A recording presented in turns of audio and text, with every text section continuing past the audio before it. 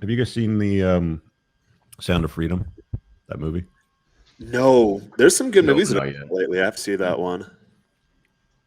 Or I not mean, good movies, but big names, big blockbusters. yeah, there's some monologue shit that we got. We pulled up in our I saw that. chat earlier in the week. We'll talk about Barbie. Barbie's obviously a stupid ass movie, and people that think it's great are not part of my tribe. But I would definitely recommend going to see The Sound of Freedom over that if you had to pick one. It's especially if you got younger kids within the right range. It's probably worthwhile showing them the reality of the world out there and the reality of how the world can actually be versus how we're told it is from that angle. Anyway, Did you see it, Rich? yeah, it's good. It's good. Maybe I'll do that this weekend. I've heard whenever you hear people say things about, oh, the U.S. is a terrible place, they had slavery or whatnot, I always try to remind them that there's actually more slaves now than there were at any given time back in that certain time range and period. And a lot of it is people that are unfortunately child trafficked, or they call it in here white slavery. So there's a big demand for lighter skinned people because they can put them into S3X work and they command a high price. So it's actually a real thing. It's very common. A lot of people are ignorant to that fact.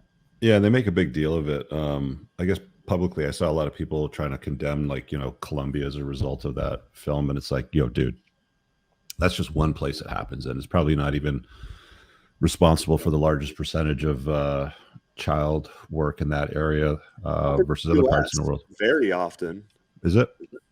Well, I mean, you've got these asshats that they get off the hook all the time, the guys that are friends of the politicians that are the criminals that make the real laws, like Sam Bankman-Fried and all these guys that got let off recently, and you've got Mr.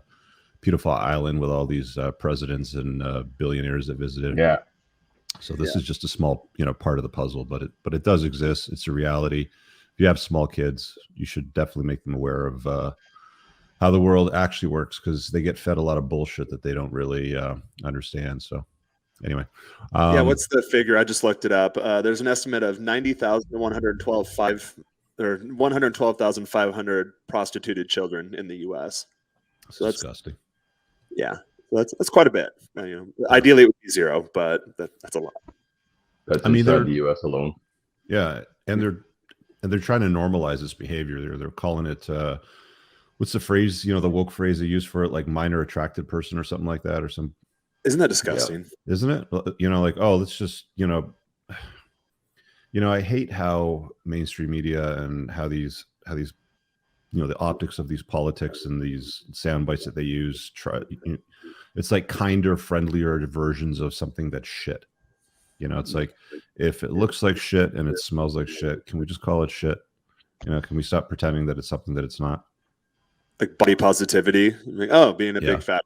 Really, that's what that is. Yeah. Did you notice on the ladies' night show that we did the other day, when I asked the gals about Lizzo, I said, what do you think of Lizzo and the body positivity? And it's like, not a single one of them wanted to have a single stance on it. They didn't want to have an opinion. They'll have opinions about what guys should be doing, but when it comes to publicly talking about something that would probably have diabetes, bad, like inflammation in their body and all that sort of stuff, it's like, nope, don't want to have an opinion about that. We'll be neutral, right? Yeah, guys, if you're watching, hot chicks don't bang fat guys. I'll throw it out there for you. Yeah. Problem solved. They just have to say that publicly, like Paul Benjamin of Apex Mindset says, the good chimp, bad chimp type thing. Yeah, I mean, like, unless you're rich, obviously that's the only time you'll get laid, if you're a fat dude. But there are no chubby chaser dating sites for women chasing big dudes. They still value the conventionally strong masculine traits that they find attractive. Let me read this monologue here that we found on the Barbie movie. There's 4 slides here, so just give me a second. It says, it's literally impossible to be a woman. So this is basically summing up what, I guess, reporters and bloggers and, these, I guess, movie response critics sort of talk about with the movie. And I'm assuming this is more left-leaning, the way that it reads, but it goes, it's literally impossible to be a woman. You are so beautiful, you are so smart, and it kills me that you don't think you're good enough. Like, we always have to be extraordinary, but somehow we're always doing it wrong. You could use that exact same soundbite and substitute woman for man, can't you? You have to be thin, but not too thin. You can never say you want to be thin. You have to say you want to be healthy, but also you have to be thin. You have to have money. No, you don't. You just have to be pretty agreeable and not a bitch, basically. You have to have money, and you can't ask for money because that's crass. You have to be a boss. No, you don't. But you can't be mean. It goes on to say, you have to lead, but you can't squash other people's ideas. You're supposed to love being a mother, but don't talk about your kids all the damn time. You have to be a career woman. No, you don't. But also always be looking out for other people. You have to answer for men's bad behavior. Since when? I mean, half the time it's made up, which is insane. But if you point that out, you're accused of complaining. You're supposed to stay pretty for men. Well, yeah, I mean, it's like men are expected to stay successful for women, right? Women are beauty objects, men are success objects, but not so pretty that you tempt them too much or that you threaten other women because you're supposed to be part of the sisterhood. But always stand out, always be grateful, but never forget the system is rigged. So find, I mean, women complaining about a rigged system, right? So find a way to acknowledge that, but also always be grateful. Yeah. You have to never get old. Well, I mean, we all age, so I don't know what that's about. Never be rude, never show off, never be selfish, never fall down, never fail, never show fear. Gee, this sounds a lot like encouraging men to chase excellence, doesn't it? Doesn't sound like the descriptive behaviors for a feminine woman. Letting no one holds them to those standards. That's all made up. This is all made up in their caffeinated brain, right? Half of it's just wishing nuance didn't exist either. Yeah, I know. Well, let me finish it because I mean, like, you had a great chunk of feedback to that. Never get out of line. It's never too hard. It's too contradictory, and nobody gives you a medal and says thank you. And it turns out, in fact, that not only are you doing everything wrong, but also everything is your fault. I'm just so tired of watching myself and every single other woman tie herself into knots so that people will like us. And if all of that is also true for a doll, referencing the Barbie movie, just representing a woman, then I don't even know. Anyway, you had some good feedback on that. Do you want me to read what you wrote, or do you want to read it out, or do you just want to state it again? Yeah, you go ahead and read it if you like. Okay. Give me a sec. I got this caffeine gum in my mouth, and it tastes like a fucking ashtray. Sorry, not caffeine, it's nicotine.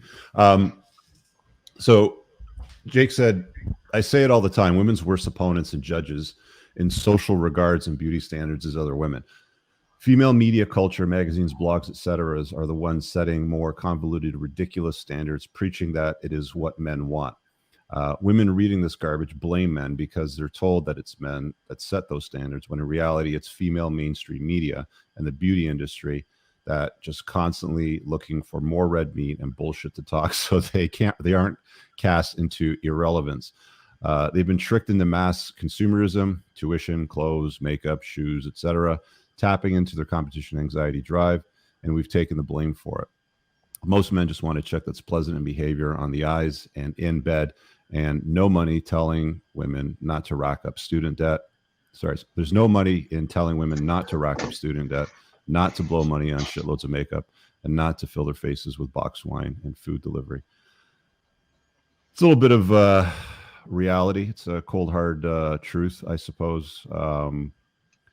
I don't know, like women complaining about a Barbie movie, which is clearly, based in fucking total fiction. I mean, I didn't watch it, but I mean, if you look at the trailer, it's clearly a fictional standpoint on love and relationships and reality. But, it's like, oh, it's too hard and it's too contradictory and we have to do this and we have to do that. And it's like, women just really have to do two things. Just be nice and be pretty. That's it. I mean, it's not hard to get a valuable guy if you're nice and pretty and you know where to, place yourself in the right room and not be a hoe and, do all the right things. It's not that difficult. You don't need to climb the corporate ladder. You don't need degrees. You don't need a, 17 degrees framed in mahogany with little letters after your name. Just be attractive. That's it.